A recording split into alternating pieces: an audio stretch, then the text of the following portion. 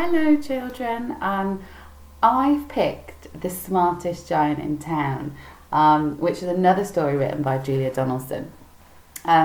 This story makes the children in my class giggle their socks off, so I'm hoping you can do lots of giggling at home as well. So The Smartest Giant in Town. George was a giant, the scruffiest giant in town. He always wore the same pair of old brown sandals and the same old patched up gown. "I wish I wasn't the scruffiest giant in town," he said sadly.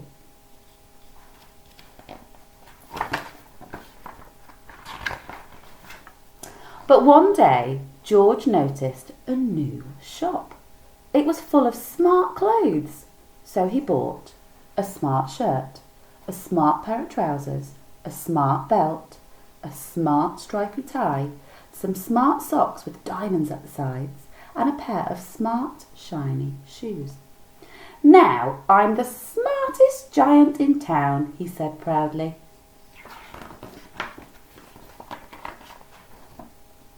George left his old clothes behind in the shop. He was about to go home when he heard a sound. On the pavement stood a giraffe who was sniffing sadly. "What's the matter?" asked George. "It's my neck," said the giraffe. "It's so very long and so very cold. I wish I had a long warm scarf." "Cheer up," said George, and he took off his stripy tie. "It didn't match my socks anyway," he said, as he wound it round and round the giraffe's neck. It made a wonderful scarf. "Thank you," said the giraffe. As George strode towards home, he sang to himself, "My tie is a scarf for a cold giraffe, but look me up and down, I'm the smartest giant in town." George came to a river. On a boat stood a goat who was bleating loudly. "What's the matter?" asked George. "It's my sail," said the goat. "It blew away in a storm. I wish I had a strong new sail for my boat." "Cheer up," said George, and he took off his new white shirt. "It kept coming untucked anyway," he said, as he tied it to the mast of the goat's boat. It made a magnificent sail. "Thank you," said the goat. George strode on, singing to himself, "My tie is a scarf for a cold giraffe, my shirt's on a boat, it's a sail for a goat, but look me up and down, I'm the smartest giant in town." George came to a tiny ruined house. Beside the house stood a white mouse with lots of baby mice. They were all squeaking. "What's the matter?" asked George. "It's our house," squeaked the mother mouse. "It burnt down, and now we have nowhere to live. I wish we had a nice new house." "Cheer up," said George, and he took off one of his shiny shoes.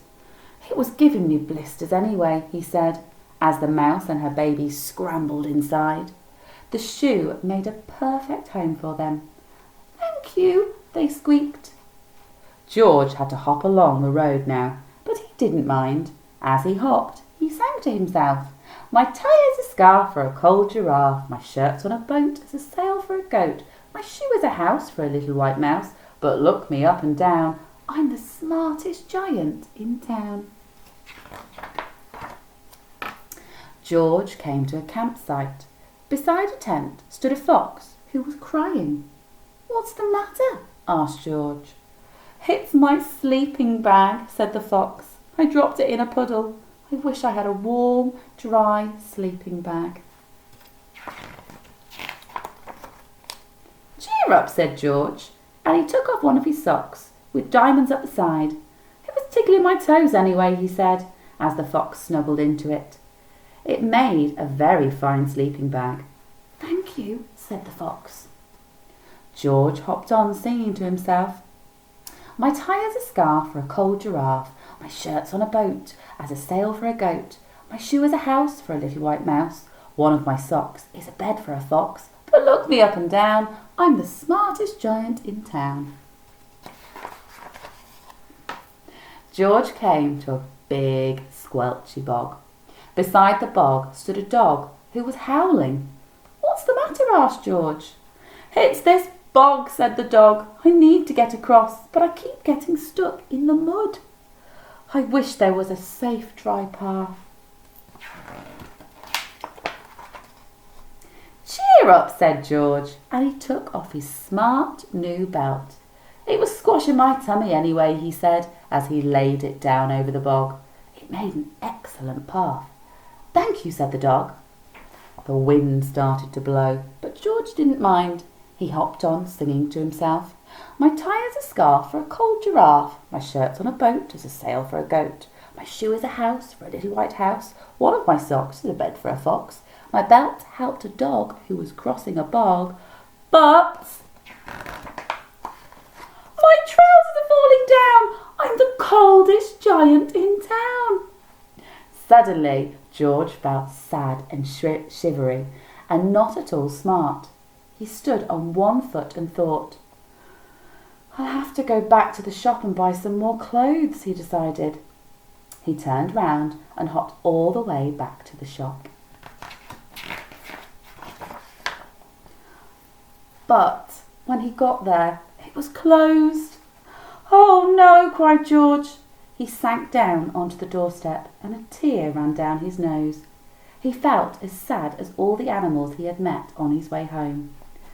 Then, out of the corner of his eye, he saw a bag with something familiar poking out of the top. George took a closer look. "My gown!" he yelled. "My dear old gown and sandals!" George put them on. They felt wonderfully comfortable. "I'm the cosiest giant in town," he cried, and he danced back home along the road. Outside his front door stood all the animals he had helped. They were carrying an enormous present. "Come on, George," they said, "open it."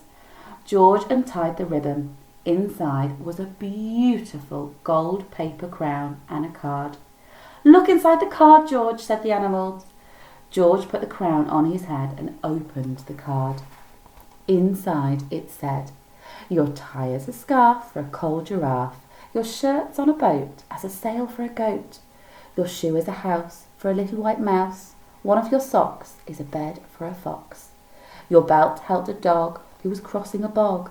So here is a very fine crown to go with the sandals and gown of the kindest giant in town." The end.